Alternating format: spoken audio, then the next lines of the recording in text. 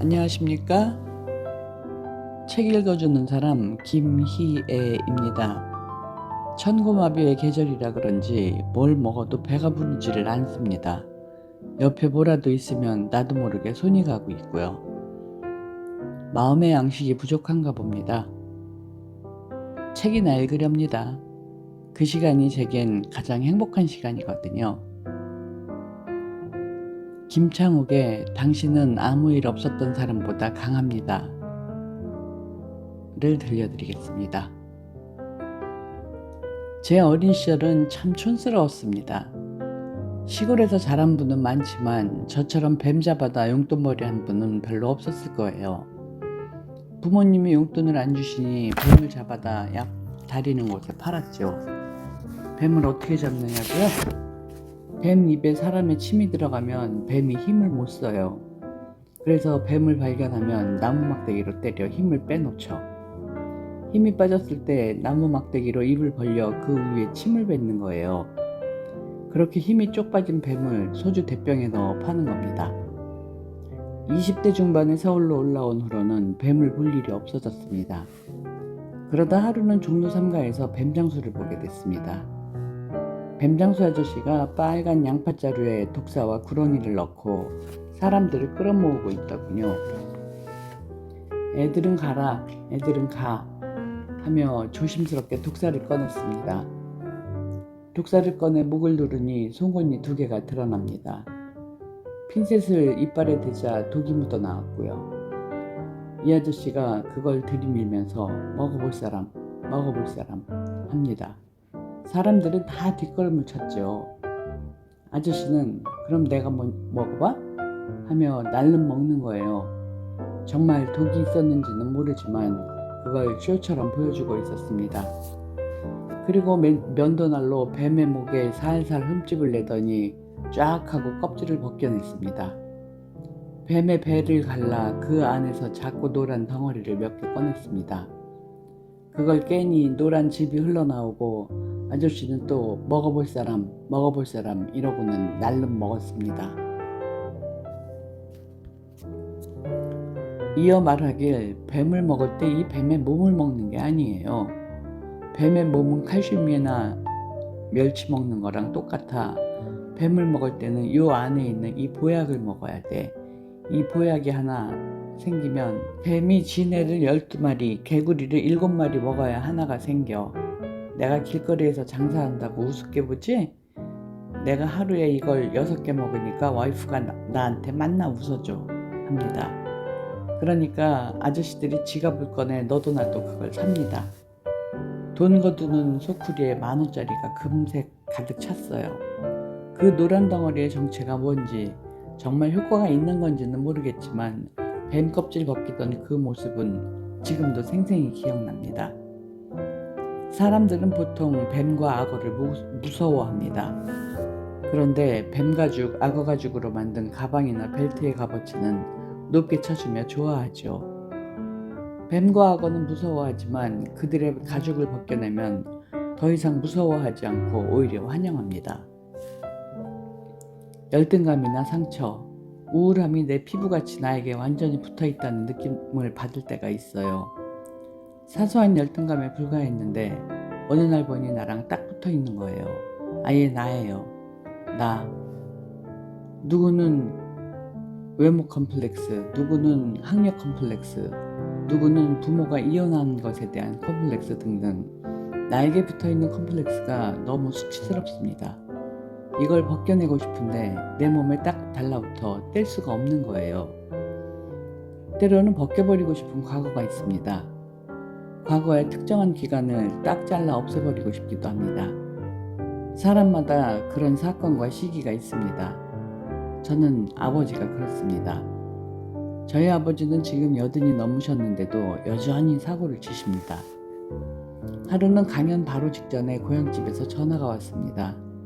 저는 저희 집 식구번호가 뜨면 반갑지 않고 불안합니다. 이번엔 또 뭐야? 이런 생각이 먼저 듭니다. 큰 누나였는데 아버지가 술을 너무 많이 드시고 자꾸 행패를 부리시니까 알코올 중독 요양원 같은 기관에 보내야겠다는 거예요.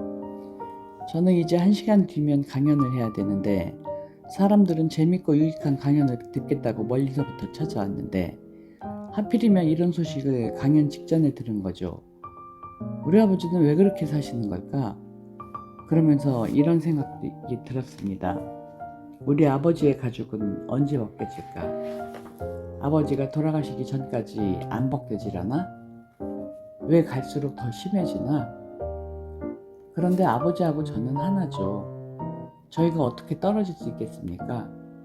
제 눈매가 바로 아버지 눈매인데 아버지하고 저를 어떻게 떼놓겠어요? 제가 찍힌 사진에서 저는 아버지를 봅니다. 제가 하는 행동에서 아버지를 보죠. 우리 아버지처럼 살기 싫다고 말하지만 어느 날 아버지와 똑같은 행동을 하는 나를 보게 됩니다. 우리 아버지가 지긋지긋한데 내 남편이 아버지하고 똑같습니다.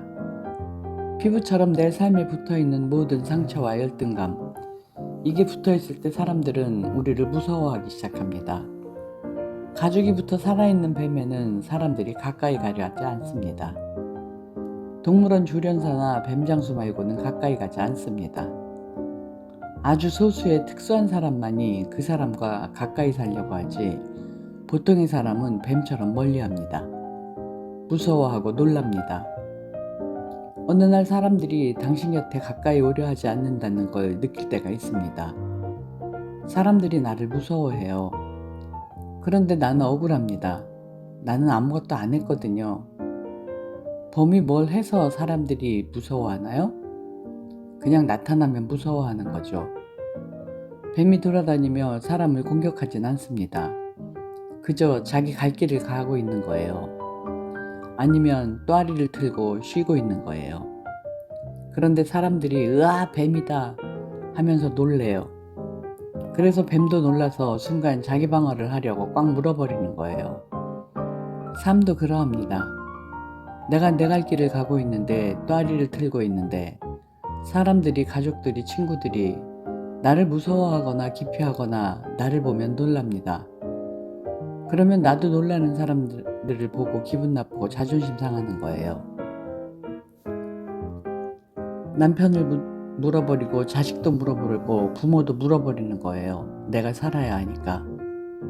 열등감과 상처, 타인에게 보여주고 싶지 않은 여러 가지 과거의 일들이 내 피부처럼 붙어 있어서 사람들과 점점 멀어집니다. 상처 주고 싶지 않아서, 상처받고 싶지 않아서 사람들로부터 멀어지게 살게 됩니다.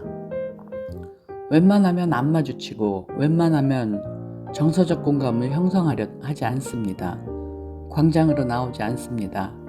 자기를 보여주고 싶지 않으니까요.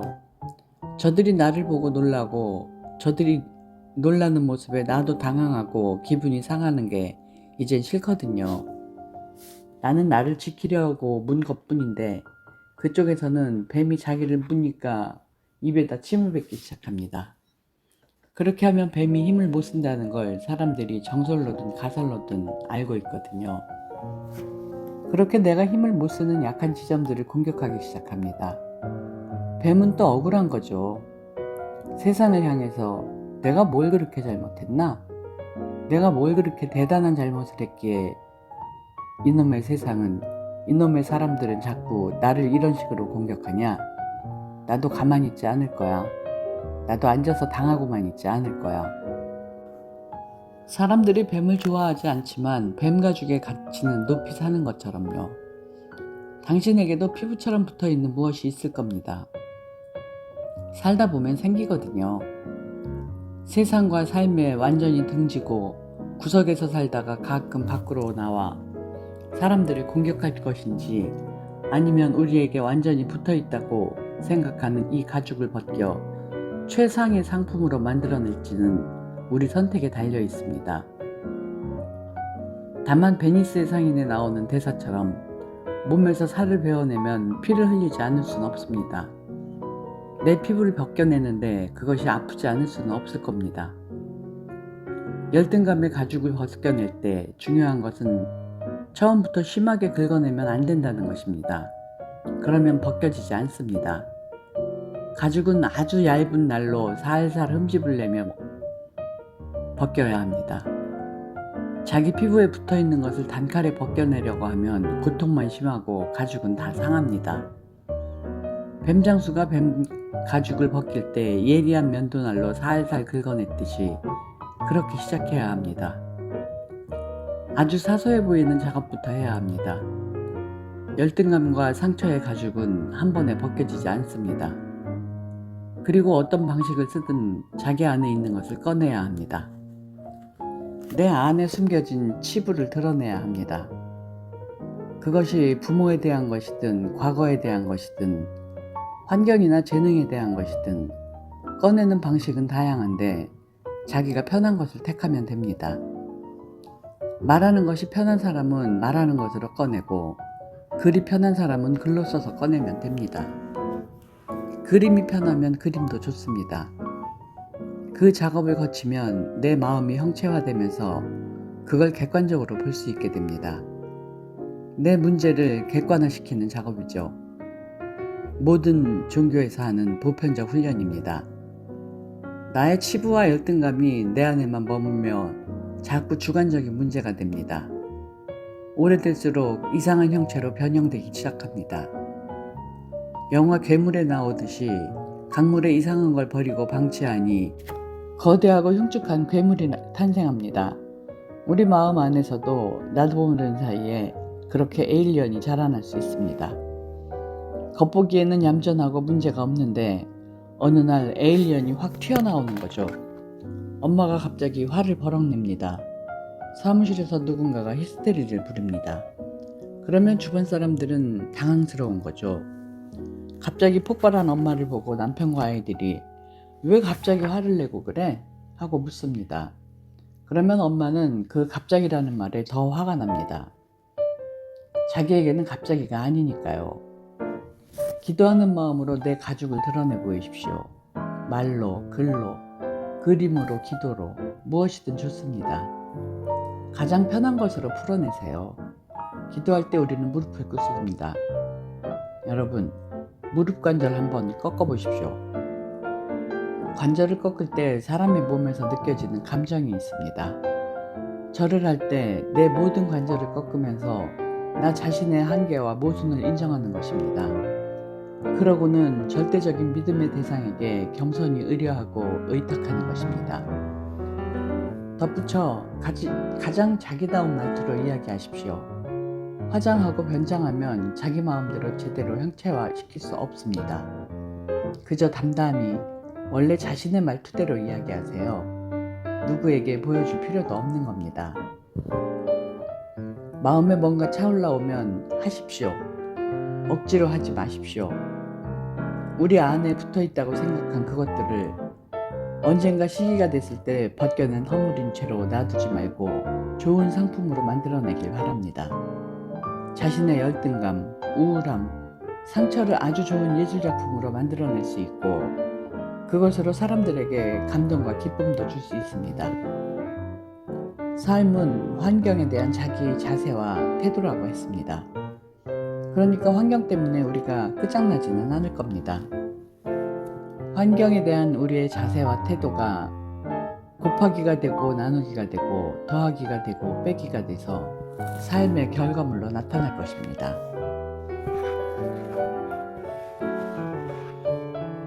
대한민국 사교육 중 가장 많이 돈을 지불하는 분야가 영어입니다. 강연 중에 영어 학원을 다녔거나 학습지를 했거나 영어 공부 CD를 구입했거나 외국인과 전화통화 학습을 했거나 해외 연수를 갔던 사람을 손들어 보라고 하면 거의 대부분의 사람이 손을 듭니다. 반면 지금이라도 외국인을 만나면 어렵지 않게 영어로 대화할 수 있는 분 손들어 보라고 하면 100여 명 중 한둘만 손을 듭니다. 외국에서 살다 온 사람이 아닌 이상 대부분 편하게 영어를 쓰지 못합니다.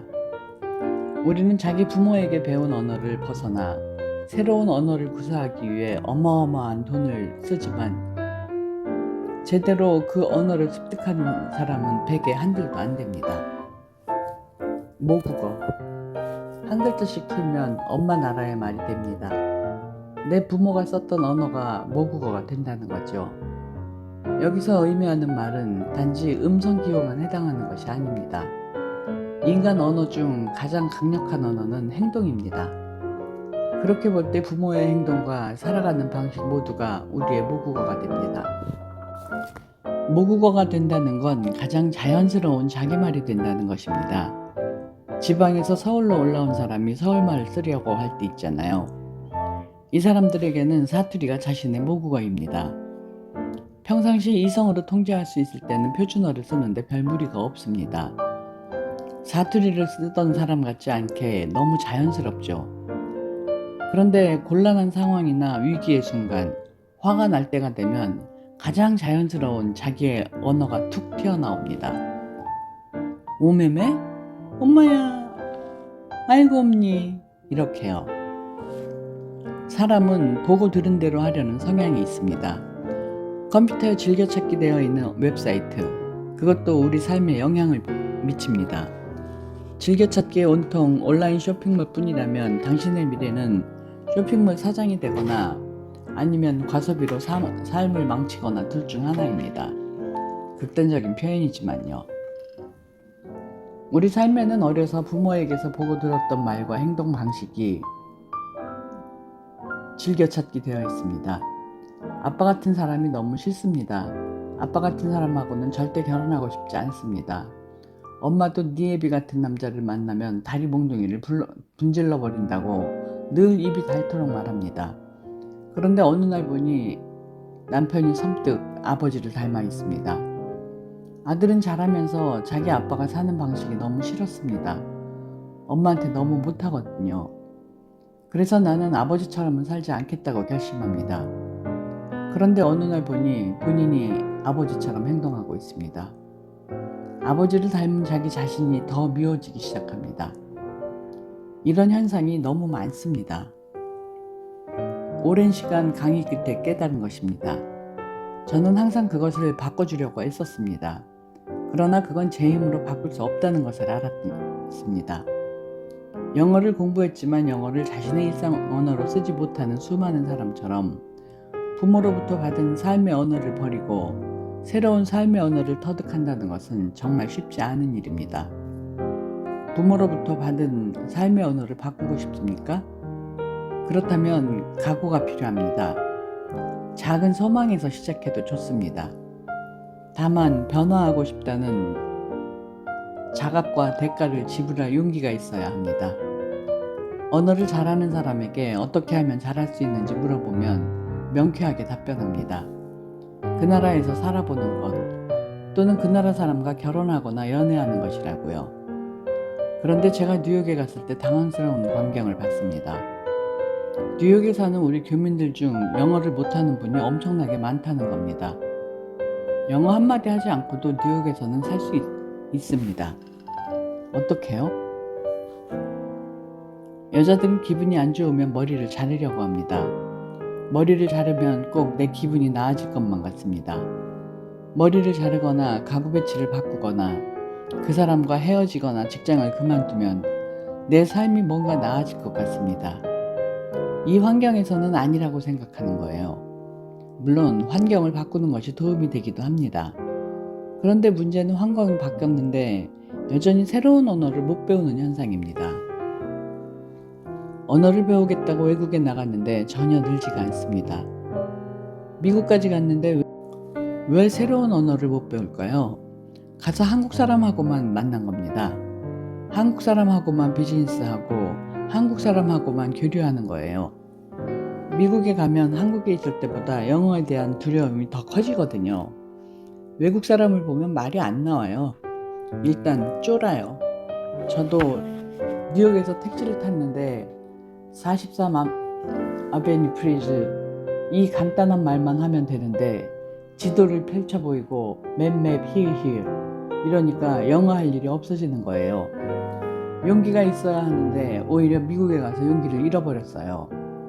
환경을 바꾸고 나서 더 겁먹고 더 용기를 잃어버리는 거예요. 그러고는 거기서 한인들끼리만 사는 거죠. 결국 고립된 섬에 살게 됩니다. 영어를 쓰는 거대한 땅에서 한국말 쓰는 섬에 살게 돼요. 한국보다 더 작은 그 섬에서 외롭고 고독하게 살아갑니다. 새로운 언어를 배우려면 우리가 여기를 떠나야 한다고 생각하지만 외국 연수 안 가고도 한국에서 배워 잘하는 사람도 많습니다. 꼭 환경을 바꾸는 것만이 답이 아니라는 겁니다. 부모로부터 받은 삶의 언어를 바꾸고 싶다고 부모를 바꿀 수는 없잖아요. 마치 유전된 것과 같은 이 삶의 언어, 그렇다면 어떻게 바꿀 수 있을까요? 우리 삶에서 부모로부터 받은 유산을 바꾸고 싶다면, 엄마처럼은, 아버지처럼은 살고 싶지 않다면, 내 세대에서 좀 더 업그레이드 해야겠다면 우리에게 필요한 것은 인식과 인정, 그리고 수정입니다. 저희 엄마는 입에 욕을 달고 사셨어요. 그래서 어렸을 때부터 전 욕을 하지 않겠다고 다짐했고 실제로 50평생을 그렇게 살아왔습니다. 그런데 욕을 하진 않지만 문득 제가 엄마의 말투, 퉁명스럽고 공격적인 성향을 닮아간다는 생각이 들었습니다. 강연장을 찾은 한 여성분이 말씀하셨습니다. 그분은 엄마가 욕하는 모습을 보며 살아왔습니다. 술 마시고 행패 부리는 아버지, 무능력한 아버지, 가족은 나 몰라라 했던 어머니, 참고 희생만 했던 어머니, 집안마다 사정은 제 각각입니다. 저는 아버지가 노름하는 모습을 봐왔고 어머니가 늘 살기 싫다고 말씀하시는 모습을 봐왔습니다. 그다지 좋은 모국어를 접했다고 할 수는 없죠. 하지만 앞서 말씀하신 여성분도 저도 부모로부터 객관화되어 있기 때문에 문제를 볼 수 있었습니다. 이것이 인식이죠. 인식하지 못했다면 부모님이 했던 그대로 생각 없이 따라갔을 것입니다. 오프라 윈프리가 이런 얘기를 했습니다. 오늘의 나를 있게 한 건 두 가지이다. 첫째는 나의 두 번째 아버지가 어릴 적부터 가르쳐 주신 독서, 그리고 두 번째는 진실이다. 진실은 사실과 다르다. 사실은 일어난 사건이고 진실은 일어난 사건을 인정하는 힘이다. 우리가 새 삶의 언어를 익히고 싶다면 말이 거칠었던 엄마를 인정하고 노름하던 우리 아버지를 인정해야 합니다. 인정이 안 되면 다음 단계인 수정으로 넘어갈 수 없습니다. 수정이 돼야 문제를 해결할 수 있습니다. 수정은 나의 마음과 태도에 달려 있습니다. 자세와 태도가 바뀌면 거의 100% 환경도 바뀌기 시작합니다. 거울이나 빛 앞에 서 보십시오. 빛이 있어야 먼지가 날아다닌다는 것을 인식할 수 있습니다. 깨끗한 거울 앞에 서야 아, 내가 이렇구나 하고 인식할 수 있습니다. 그리고 인정하십시오. 그래, 내가 이런 모습이었구나. 우리 부모님이 이렇구나. 여기까지만 오시면 됩니다. 인정과 인식에는 마음의 힘이 필요합니다.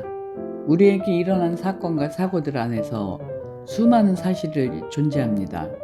인정하기 쉽지 않겠지만 인정할 수 있는 힘이 당신 안에 있습니다.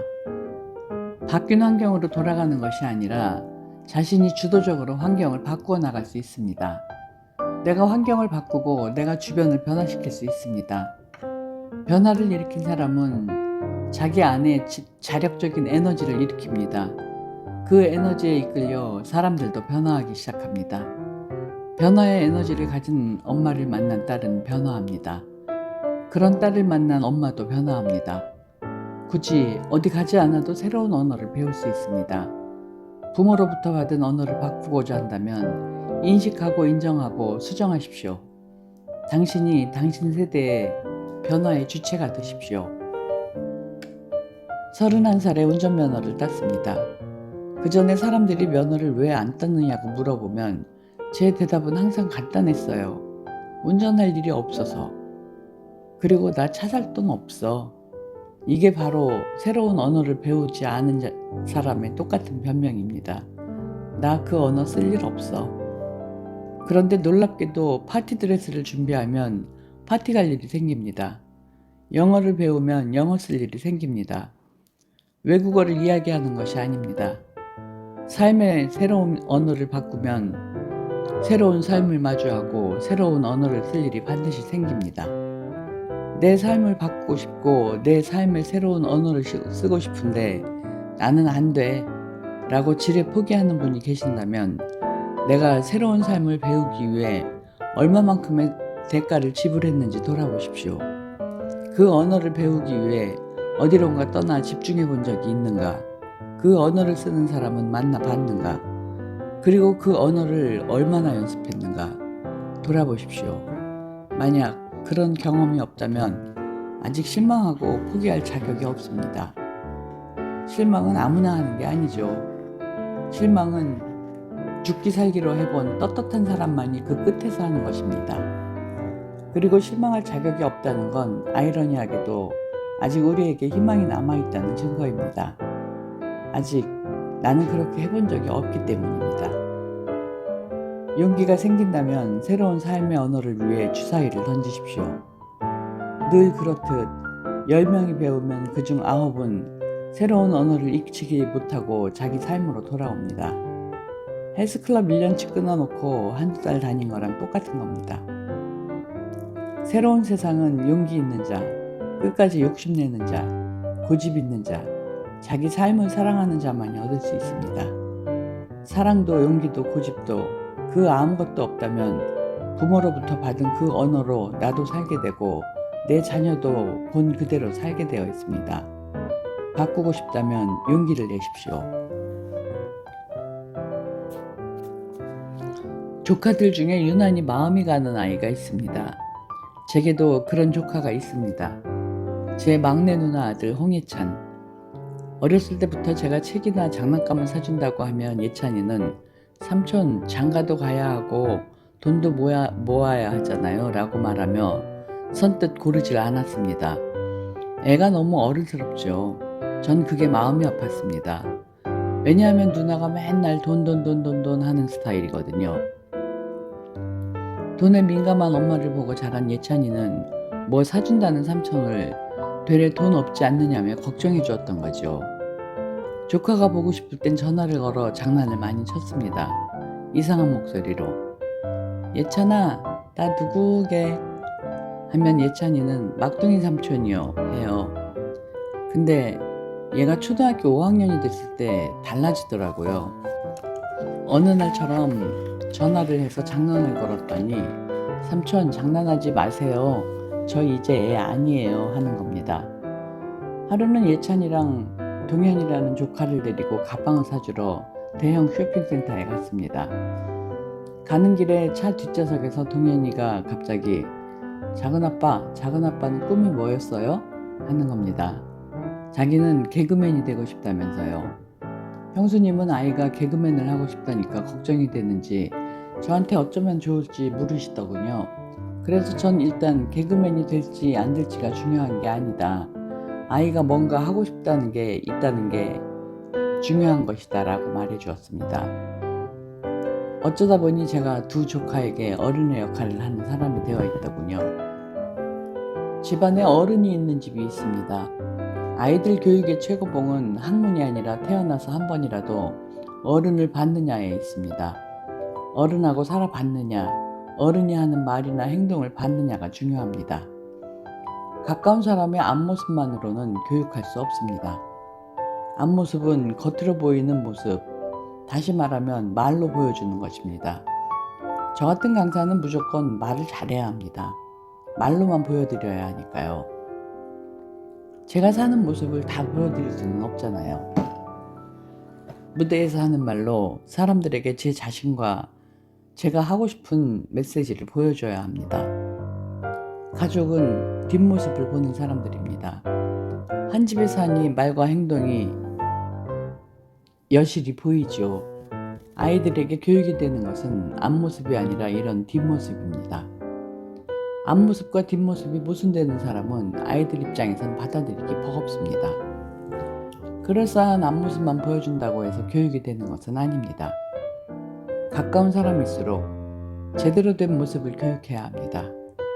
그리고 최고의 뒷모습은 바로 어른의 뒷모습입니다. 어른에 대해 소개하고 싶습니다. 어른과 아이를 구분짓는 가장 큰 특징은 나이가 아닙니다. 나이 먹었다고 다 어른이 되는 건 아닙니다. 문제는 아이가 아이일 때 생기지 않습니다. 어른이 되어도 생기지 않죠. 문제는 아이가 어른일 때 그리고 어른이 아이일 때 생깁니다. 애어른이라는 말이 있습니다. 제 조카 예찬이가 그렇죠. 한 번은 제가 결혼할 사람을 소개하려고 누나 집에 데려간 적이 있습니다. 제가 강연을 많이 다니니까 안정적이고 편안한 차를 주로 타는데 당시 큰 세단을 몰았습니다. 예찬이가 저랑 결혼할 사람에게 이러는 겁니다. 우리 삼촌 왜 좋아하는 거예요? 삼촌이 큰 차 타니까 좋아하는 건 아니죠? 어린애가 보통이 아니죠. 처음 보는 어른에게 그런 말을 한다는 것 자체가요. 어린애는 좀 애다운 게 좋습니다. 아이가 어쩔 수 없이 먼저 어른이 되는 경우가 있습니다. 대개 집안 사정이 안 좋고 집안에 어른이 없는 경우 아이가 먼저 어른이 돼버립니다. 먼저 철이 나버리는 겁니다. 엄마 아빠가 돈을 못 버니까 자기가 돈을 벌어야겠다고 먼저 어른이 돼버리는 경우도 있습니다. 안타까운 일이죠. 애는 애답게 놀아야 합니다. 더 큰 문제는 어른이 애 같을 때입니다. 나이는 먹었는데 정작 마음은 아이인 경우 말입니다. 아이를 낳아보니 키우는 게 상당히 어렵습니다. 정말 고된 노동이죠. 저에게 가장 힘들었던 건 아이의 잠투정이었습니다. 좀처럼 잠들지 못하고 징징 들 땐 달리기가 쉽지 않습니다. 그냥 눈 감고 자 라고 할 수 없거든요. 안아서 둥개둥개를 해도 통하지 않습니다. 잠투정하는 아이를 가장 빠른 시간에 효과적으로 잠잠하게 할 수 있는 게 바로 공갈젖꼭지입니다. 공갈젖꼭지 아시죠? 아이 입에다 물려주는 가짜 젖꼭지입니다. 그걸 아이에게 물려주면 빨리 잠들곤 합니다.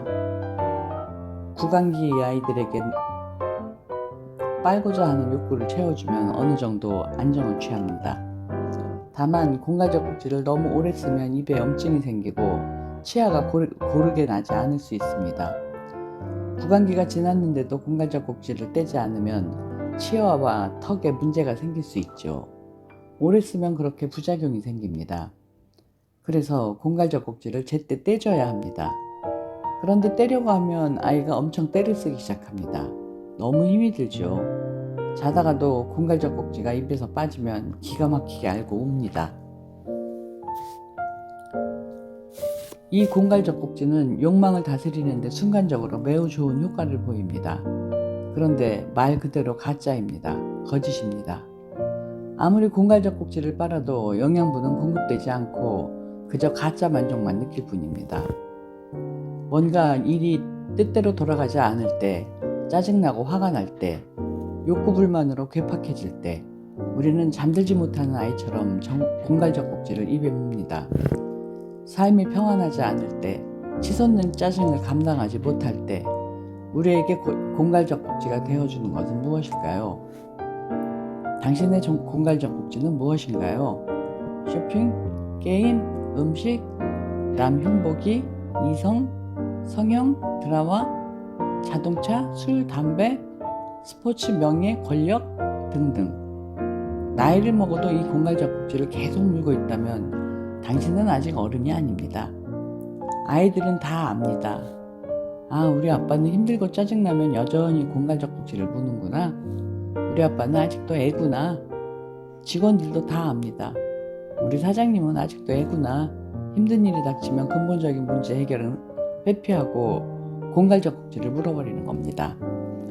순간적으로 해소해버리는 거죠. 그러다 보니 염증이 생기고 치열도 틀어집니다. 온갖 부작용이 나타납니다. 공갈젖꼭지를 떼는 일은 쉽지 않습니다. 내 아내 아이가 울고 짜증을 냅니다. 그러나 이 시기를 건너야 합니다. 이 시기를 건너지 않으면 20살, 30살, 40살, 50살이 돼도 짜증나고 힘들 때마다 공갈젖꼭지를 물게 됩니다. 고통 중에는 반드시 지켜야 할 고통도 있는 법입니다. 사람마다 지고 가야 할 십자가가 있습니다. 버려야 할 짐도 있지만 꼭 져야 할 무게도 있는 법입니다. 둘을 구분하는 지혜가 필요합니다. 자꾸 고통을 회피하기만 하면 나이 들어 삶의 직책은 분명 어른인데 여전히 아이의 내면으로 살아갈 수 있습니다. 아이는 성장하기 시작하면 스스로 공갈젖꼭지를 내려놓습니다. 사람도 성장하면 공갈적 꼭지가 유치하고 우스워 보입니다. 당신은 몇 살입니까? 당신은 과연 어른입니까? 어른이 아니라면 고통스럽기만 한 지금이라도 우리 삶의 공갈적 꼭지를 떼야 합니다. 세상은 똑똑한 사람이 있어서 질서가 잡히는 것이 아니라 어른이 있을 때 질서가 잡히기 시작하는 것입니다. 가정에서, 회사에서, 당신이 속한 공동체에서 어른이 되십시오. 아이에게 좋은 뒷모습을 보여주는 어른이 되십시오. 살아가는 건 일종의 서커스와 같다고 생각합니다. 워터 저브볼이란 게 있습니다. 커다란 볼 안에 사람이 들어가서 물 위를 걸어가는 레저입니다. 저브볼 안에 들어가면 자기가 가고자 하는 방향으로 잘못 가고 헤매게 됩니다. 큰 공 안에 들어가 허우적대며 걷는 것이 마치 열등감과 상처 안에서 사는 우리 모습과 똑같아 보인다는 생각을 해봅니다. 곁에서 보는 사람들이 다 짠하게 여깁니다. 허우적대는 모습을 보며 왜 저렇게 사나 하면서요. 우리가 건강해지면 공 밖으로 나와서 그 공을 자기 손으로 가지고 놀게 됩니다. 마치 저글링하는 것처럼요. 상처와 열등감을 저글링 공 삼아 놀이를 즐깁니다. 자존감이 높아야 저글링을 잘합니다. 나는 소중하다라는 마음이 자존감입니다. 그런데 우리는 내 삶이나 환경에 스크래치가 나지 않는 게 자존심이라고 착각합니다. 삶에 스크래치가 생기면 자기는 소중한 존재가 아니라고 생각하는 것이죠. 어릴 적 부모로부터 무조건적인 사랑을 받으며 나는 존재 자체로 소중하다는 느낌을 받았어야 하는데 그것을 인정받지 못한 사람은 자신의 소중함을 알아채기 어렵습니다. 그러니 자신의 가치를 사회가 정한 기준에 맞춰 평가해야 합니다. 사회가 정한 기준에 좀 떨어지다 싶으면 존재 가치도 떨어진다고 생각하는 거죠. 사실 사람 사는 거 되게 비슷합니다. 깻잎 한 장 차이입니다. 저 사람이나 나나 다 비슷하게 살아요. 그런데 누구는 상처를 꽁꽁 감춘 채 사는 거고 누구는 상처에서 벗어나 건강하고 자유롭게 사는 겁니다. 상처나 열등감을 지켜야 할 문이라고 생각하는 사람은 커다란 자물쇠를 걸어놓고 문 앞에 덩치 좋은 문지기를 둡니다. 내 안에 있는 열등감과 우울함을 타인이 나를 공격해올 지점이라고 생각하며 그것을 계속 감추고 지키려고만 합니다.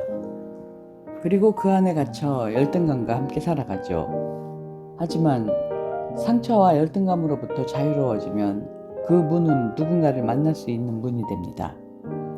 다른 상처 입은 자를 이해하고 그를 만날 수 있는 문이 되지요. 그러니 상처가 많은 사람일수록 만날 문이 많다고 생각할 수도 있습니다. 상처에 감사할 수 있는 단계가 오는 거죠.